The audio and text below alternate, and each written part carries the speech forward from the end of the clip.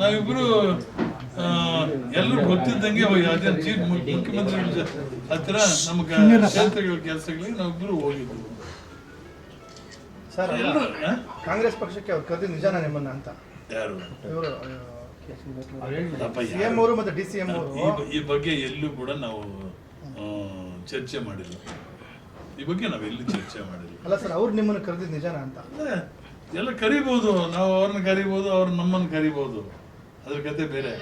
But ನಾವು ಯಾವತ್ತೂ ಇದ್ರ ಬಗ್ಗೆ ಚರ್ಚೆ ಮಾಡಿಲ್ಲ. CM ಹತ್ರ ಆಗಲಿ ಅಥವಾ DCM ಹತ್ರ ಆಗಲಿ ಅಥವಾ H ಮುನಿಯಪ್ಪನ ನಮ್ಮ ಹತ್ರ ಚರ್ಚೆ ಮಾಡಿಲ್ಲ ಈ ವಿಷಯ. H ಮುನಿಯಪ್ಪ ಸಿಕ್ಕಿದ್ರು ನಮಗೆ. ಎಲ್ಲಿ ಕ್ಷೇತ್ರದ ಕೆಲಸಗಳಿಗೆ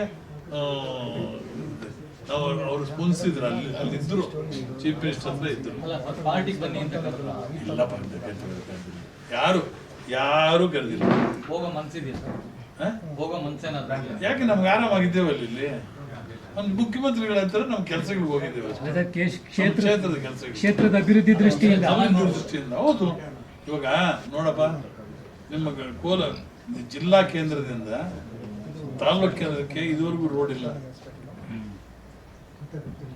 ಇದುವರೆಗೂ ರೋಡ್ ಇಲ್ಲ. ಆ ರೋಡನ್ನ ಮಾಡಿಸ್ಕೋಬೇಕು. ಇವಾಗ ಮಾಡಿದ್ರೆ ಜನ ಬೈತಾ ಇದ್ದಾರೆ. ಇವಾಗ 12 ಕೋಟಿ ರೂಪಾಯಿ ಕೆಲಸಗಳು ನಿಲ್ಲಿಸಿದ್ದಾರೆ. ನಮ್ಮ ಸನ್ಮಾನ್ಯ ನಜೀರ್ ಸಾಹೇಬರು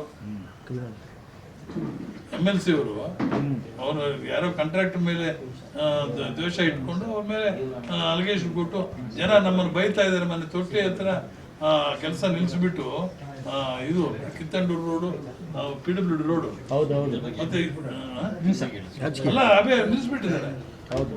ಅದರ ಬಗ್ಗೆ ನಾವು ಚರ್ಚೆ ಮಾಡೋದಕ್ಕೆ ಹೋಗಿದ್ದೇವೆ ಅಷ್ಟೇ. ಕೆಲವು ಕ್ಲಾರಿಫಿಕೇಶನ್. ಅಂದ್ರೆ ನಿಮ್ಗೆ ಆಹ್ವಾನ ಕೊಟ್ಟಿರೋದು ನಿಜಾನ ಸರ್?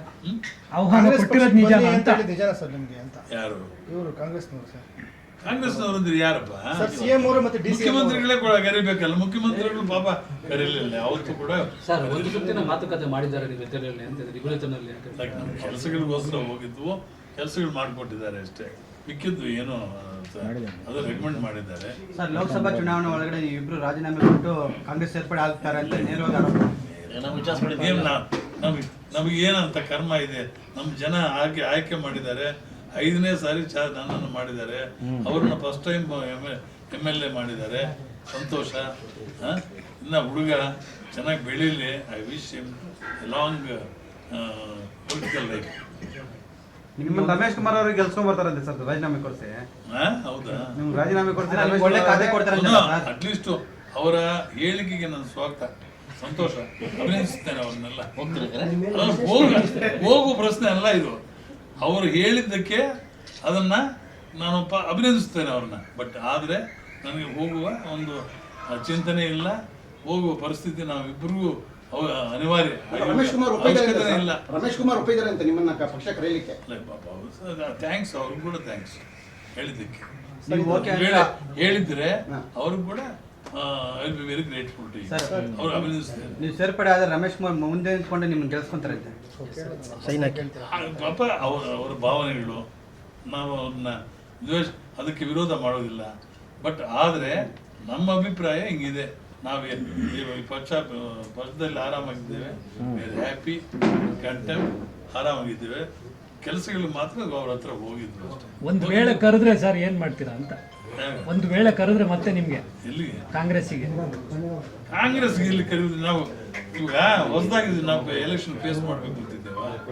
ನಮ್ಮನ್ನು ಆರಿಸ್ಕೊಟ್ಟಿದ್ದಾರೆ 5 ವರ್ಷಕ್ಕೆ. ಸರ್, ಈಗ ಆರೋಪ ಮಾಡಿದ್ರಲ್ಲ, ಅದಕ್ಕೇನು ಹೇಳಕ್ಕೆ ಇಷ್ಟ? ಆರೋಪ ಅವ್ರು ಹೇಳಿಕೆ ಕೊಟ್ಟಿದ್ರಲ್ಲ ಸರ್, ಪತ್ತೂರು ಮಂಜು. ಆರೋಪ ಅಲ್ಲ, ಅದು ಸ್ವಾಗತ ಮಾಡಿದ್ದಾರೆ, ಸ್ವಾಗತಿಸಿದ್ದಕ್ಕೆ ನಾವು ಅಭಿನಂದಿಸ್ತೇನೆ ಅವ್ರನ್ನ. ಸರ್, ಇದು ಥ್ಯಾಂಕ್ಸ್ ಹೇಳ್ತೇವೆ. ಸರ್, ಇದು ನಿಮ್ಮ ಕೊನೆ ಚುನಾವಣೆ ಅಥವಾ ಮತ್ತೆ ಏನಾದ್ರು ಎಲೆಕ್ಷನ್ ಸ್ಪರ್ಧೆ ಮಾಡೋ ಮನಸ್ಸಿದೆ ಸರ್? ಯಾವ ಸಂದರ್ಭ ಏನೇನು ಬರುತ್ತೋ. ನನಗೇನು ಆರೋಗ್ಯ ಇವತ್ತು ಹುಡುಗನಂಗಿದ್ದೀನಿ. ಒಂದು ಸ್ವಲ್ಪ ತಿರುಗಿ 10 ಎಲೆಕ್ಷನ್ ಫೇಸ್ ಮಾಡಿ ಸ್ವಲ್ಪ ನೋವೇನೇ ಇಲ್ಲ.